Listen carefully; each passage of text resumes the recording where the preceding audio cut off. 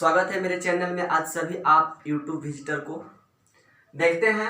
आज basic English में यहाँ पे क्लास नहीं लिखा गया है बिकॉज यहाँ क्लास की ज़रूरत है भी नहीं, क्योंकि बेसिक इंग्लिश की ज़रूरत क्लास 6 से लेकर और कंपटीशन तक के बच्चों को होती है।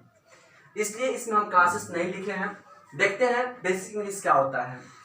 बाबू वैसे भी आप जानते हो, बहुत सारे मुझे पहले से भी ऐसा मिल चुका है, सुनने को कमेंट पे मिला हुआ है कि सर इंग्लिश पढ़ने नहीं आता, इंग्लिश समझ में नहीं आता है, इंग्लिश बोल नहीं पाते हैं, कैसे ये हो पाएगा पॉसिबल।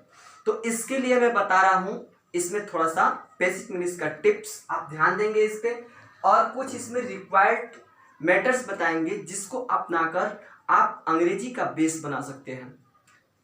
जैसे इसमें आप कहीं भी पढ़ते होंगे तो पहला आपका जो टर्म होता है वह शुरू होता है नाउन से। आप कहीं भी पढ़ते हैं आपको नाउन से पढ़ाया जाता है। आप भी अपने इंग्लिश ग्रामर को खोलते हो तो उसमें स्टार्टिंग नाउन से दिया रहता है।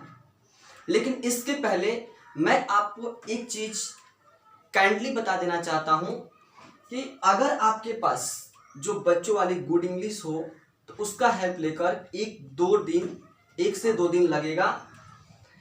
क ख जो बच्चों को पढ़ाया जाता है, दैट मीन्स उसको लेटर्स कहते हैं। आप लेटर से शुरू करो, लेटर से।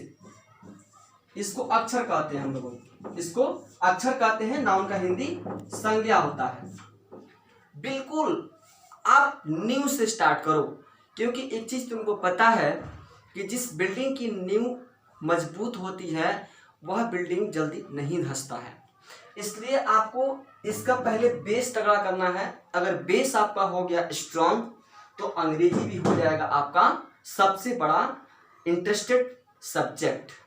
कोई नहीं इसे आपको हटा पाएगा अलग। अब लेटर से जब हम स्टार्ट करते हैं पढ़ना, तो जैसे कि हम शुरू में पढ़े होते हैं क के लिए हम लिखते हैं यहाँ पे के, ख लिखते हैं, इसके लिए लिखते हैं के एच। लाइक इसी तरह से आप आज ही मेरे वीडियो को वॉच करने के बाद, देखने के बाद तुरंत आप गुड इंग्लिश को उठाइए और वहां पे जाने के बाद पूरे लेटर्स के जितने भी डिटेल्स हैं उसको आप एक बार पढ़ जाइए। जैसे आप पढ़ लेंगे आपको नाउन पढ़ना आसान हो जाएगा। ठीक है, एक चीज और मत भूलिएगा, मैं आपको बिल्कुल हार्टली बता रहा हूं कि बाबू इंग्लिश पढ़ने से आपको डर लगती होगी। मैं समझ रहा हूँ इस चीज को। जैसे ही इंग्लिश का बुक आपको सामने आता है तो बुक आते ही आपको ऐसा लगता है कि मुझे इसमें कुछ नहीं आएगा, मैं क्यों लेके बैठा, मैं इसको रख दूं, क्या फायदा पढ़ने के, इससे पढ़ने ही नहीं आ रहा है मुझे। तो आज से आप एक चीज स्टार्ट करना, बिल्कुल स्टार्ट करना ही है तुमको। अपने एक बंद कमरे में, जिस कमरे में तुम जाते हो या कोई भाई बहन स्टडी से रिलेटेड जो स्टडी कर रहे हो वो रहते हो, ये नहीं कि कहीं गैदरिंग वाला जगह हो, वहां पे नहीं हो सकती है ये। एक अलोन रूम में, बिल्कुल शांत रूम में इंग्लिश की बुक खोलो और बुक खोलने के बाद क्या करना है, आपको उसको फ्लुएंटली पढ़ना है। तुम जानते हो कि तुम गलत पढ़ रहे हो, फिर भी तुमको पढ़ना है। इसलिए पढ़ना है क्योंकि आज गलत पढ़ोगे, कल गलत पढ़ोगे, उसके बाद गलत पढ़ोगे, एक दिन तुमको मन में ऐसा आएगा कि मैं रोज ये डेली पढ़ रहा हूं। गलत पढ़ने का भी तुमको हैबिट हो जाएगा। हो सकता है कि उसको सुनकर, तुम्हारी बातों को सुनकर कोई तुमको वहां से फिट कर लेगा, एडजस्ट कर लेगा, बेटा ये गलत है, इसको ऐसे पढ़ो, ये सही होगा। तो इसके लिए थैंकिंग तुमको खुद को देना पड़ेगा। ये नहीं कि उस पर्सन को जो तुमको बताया कि तुम यहां से फिर से ऐसे पढ़ो, ये गलत पढ़ रहा था तुम। बिकॉज तुम अगर स्टार्ट नहीं किया होता गलत पढ़ना तो सही बताने वाला तुम्हारे पास पहुंच ही नहीं पाता।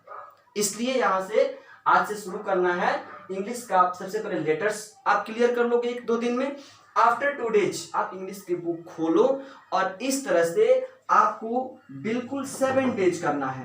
7 डेज, 7 दिन। 7 दिन के बाद मैं तुमसे फिर इंक्वायरी करूंगा, पूछूंगा कि आपने क्या पाया 7 दिन में। तुमको जरूर आंसर देने के लिए, उत्तर देने के लिए मिलेगा कि सर हमने 7 दिन में अपने अंदर से डर को निकाल दिया, हेजिटेशन मैंने ख़त्म कर दिया, अब मुझे हेजिटेशन नहीं इंग्लिश पढ़ने में, मैं फ्लुएंटली पढ़ रहा हूँ। हाँ थोड़ी बहुत गलती हो रही है तो उसको धीरे धीरे कोशिश कर रहा हूँ सुधारने की।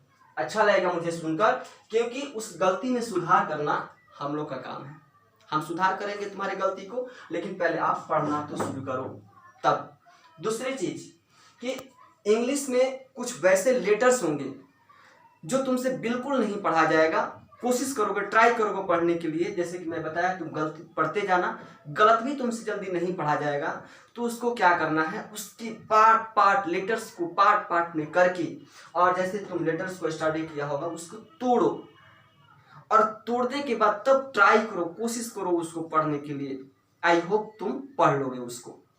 अगर उससे भी नहीं होगा तो कमेंट बॉक्स में उसी वर्ड को आप लिखकर मेरे पास सेंड कर दो कि इसका क्या प्रोनाउंसिएशन होगा, उसका प्रोनाउंसिएशन हम तुमको भेज देंगे, बता देंगे, हेल्प करेंगे तुमको, तुम पढ़ते रहो इससे। दूसरी चीज कि अब मैं बता रहा हूं तुमको, यहाँ जो नाउन है ये सब जब तुम कर लोगे तो इंग्लिश में सबसे पहले ग्रामर की जरूरत होती है। ग्रामर का मतलब क्या होता है बाबू, व्याकरण। इसको हिंदी में कहते हैं व्याकरण। जैसे लिख रहे हैं हम, देखो ग्रामर, ग्रामर का हिंदी है व्याकरण, इसको हम लोग व्याकरण कहते हैं। हम लोग को क्यों अंग्रेजी पढ़ने के लिए व्याकरण की जरूरत होती है, क्योंकि अगर ग्रामर मुझे सपोर्ट ना करे तो मुझे अंग्रेजी पढ़ने में प्रॉब्लम होगी। क्योंकि जब तक हम ग्रामर नहीं पढ़े होते हैं, आप सुने होइएगा बहुत सारे लोग इसको क्या पढ़ते हैं, हॉनेस्टी बोलते हैं, ऑनेस्टी को हॉनेस्टी बोलते हैं। लेकिन अपन जैसे ही ग्रामर पढ़ लेते हैं तो पता चल जाता है कि यहाँ पे इस वर्ड में एच को छुपा दिया जाता है, साइलेंट कर दिया जाता है, तो हम इसको ऑनेस्टी पढ़ने लगते हैं।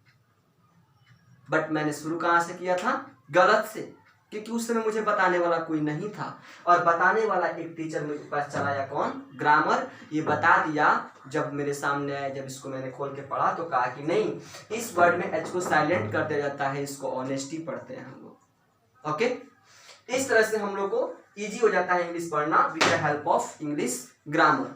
तो इंग्लिश ग्रामर सबसे पहले हम इसको डिफाइन करते हैं, इंग्लिश ग्रामर है क्या।